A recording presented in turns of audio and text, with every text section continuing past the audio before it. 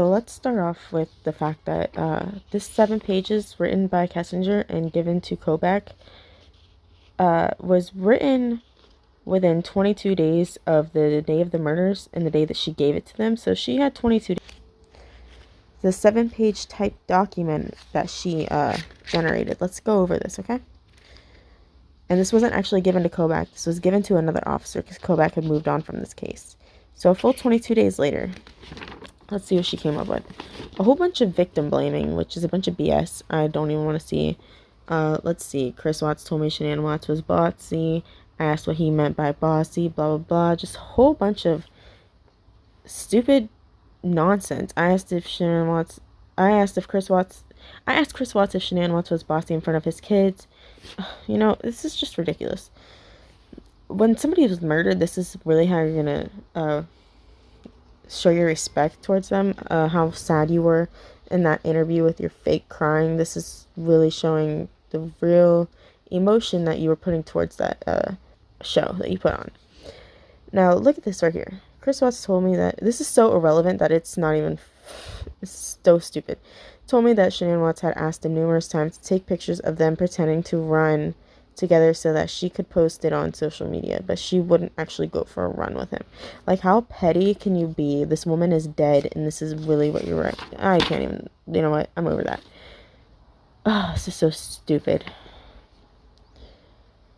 Condoms, like, really, like, this bitch is so petty. Oh my god. Alright, so what I have numbered over here is how many times she has addressed his financial situation. This is only 4 times. Okay, this gets to be absolutely ridiculous. We can keep flipping on and seeing how many times she really does mention it. She's claiming this. She's putting criminal information into this thing about Shanann Watts.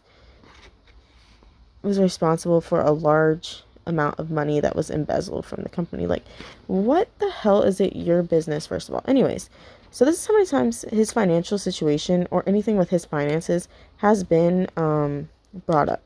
Now, this is not all of it. This is just the beginning. We go all the way to 16 times. I noted that this. Okay. He didn't have any extra money for a deposit on an apartment. Okay, so then why are you still bugging the man about getting an apartment? Every time he got paid, he watched his bank account dwindle.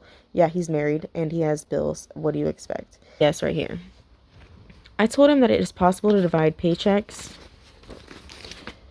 into multiple bank accounts, but that it was considered, if he considered doing that, he would need to make sure he was responsible and that his mortgage and kids and his standard monthly bills were covered first. Okay, why are you worried about this stuff when you're more worried about him getting an apartment? Monday, August 18th, 2018, continued from above conversation. So this means that this day that they went on their date, right before the murders, the 11th, that entire date was spent talking about his financial situation. And then on to the very next time that she has a documented day, it says continued from above conversation. Why is this still continued on the day that his family's missing? Okay, so let's see. What's the first thing that she says to him this day? Text or phone, she don't know which one because she deleted it all. Suggested the bank account idea after she had suggested it again. After he told me that he thought Shanann Watts was gone for the night at a friend's house. Asked him if any money was missing from their bank accounts. Chris Watts said no. Of course not, because she was missing. Tuesday, August 14th. Continued from above conversation. Okay, now that she knows that he's missing, Chris Watts told me he opened up a second bank account so he could start saving for an apartment. Okay. Why would he have to open up a second bank account whenever his wife is missing? This is just so fishy to me. And now we go back to Monday. We just, throw Tuesday in the middle of there. This is text. Now she knows the difference between text and phone, apparently. So let's see what the heck she has to say down here. He informs me that his family is gone and asks me to call him when I have a chance. Blah, blah, blah. Media's arriving. She's talking crap about Nichol. Basically, like, why is she in their business? Because it is her friend, and she's wondering where the heck her friend is. Now look at this stuff right here. I asked if he thought maybe Nichol was the friend that was helping Shanann get away for a day. Chris Watts said no. Why would Nichol be helping Shanann Watts if she's the one who called the cops? Which even he thought this woman is off of her rocker for suggesting this stupid shit. I suggested maybe it was to throw them off the trail, or this whole thing is your way to throw them off the trail, okay? He did not agree, yeah, because it's stupid. Chris Watts asked me if he should talk to the media. This part gets really interesting too. Let's just take that into consideration and hold that thought. I initially told him no. I was uncomfortable with him asking for my advice on the media, so I then asked him what his friends thought he should do about the media. Chris Watts said that his friends believed that it would look bad if he didn't speak to the news and thought that he should make a statement. Okay. And then suggested that if he did decide to speak to them, that maybe he could ask Shanann Watts to bring his kids back. What in the world, woman? Now, let's get back down. She knows the difference between phone and text conversations on here, right? But not. She first started talking about Monday. Now, here's another. She even puts number 9 right here. This woman is crazy. Okay. Monday, August 13th, 2018.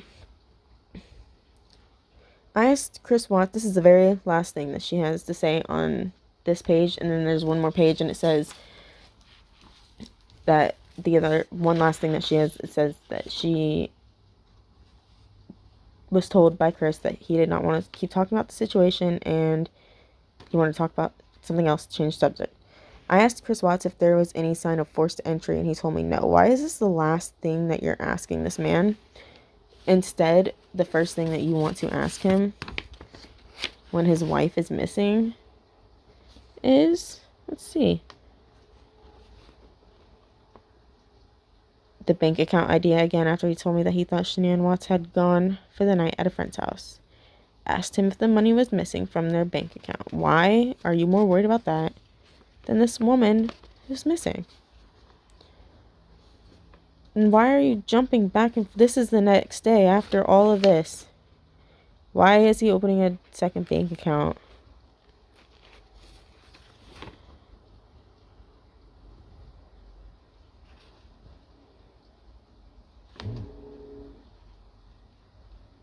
And look at how stupid this woman is. After all that, looking back on everything, I am so glad that Nichol showed up that day to check on her friend. If she touches you, you guys have sex. It seems like she's doing her test, which I understand. It sounds like you do too. I'm sure, Nikki or something, Nicole Atkinson or Cassie probably told her, That's what I was thinking, right? They talked about her during that whole weekend. More than likely. That's my parents told me there was going through text messages. It's all pretty much they all kind of just told her he's with somebody else type of deal. Yeah. And she spent a lot of time with the gals. That's what they did probably all weekend is talk about it, give her advice. I think that's what we found, right? Yeah. She lost separation. Pretty much knowing the affair was going on, but we just profusely denied it.